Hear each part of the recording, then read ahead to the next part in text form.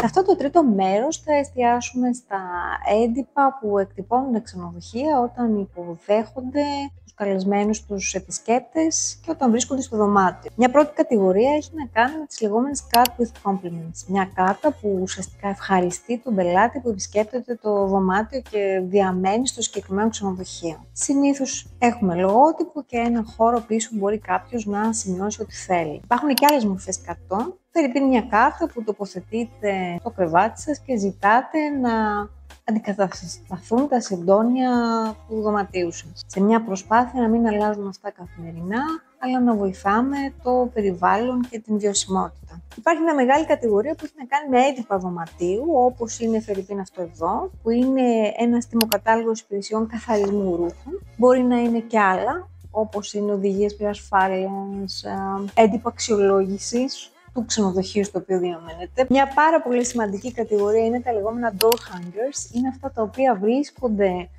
στα απόμελο των ξενοδοχείων. Συνήθως έχουν δύο μηνύματα. Το σχήμα τους τώρα ποικίλει. Φυσικά η αισθητική και το λογότυπο πάλι διαφοροποιείται. Μια μεγάλη κατηγορία έχει να κάνει με διάφορα άλλα εκτυπώσιμα, όπως είναι αυτό εδώ, δηλώνοντας ότι είναι ένα non-smoking room, δεν επιτρέπεται δηλαδή το κάπνισμα εντός του δωματίου.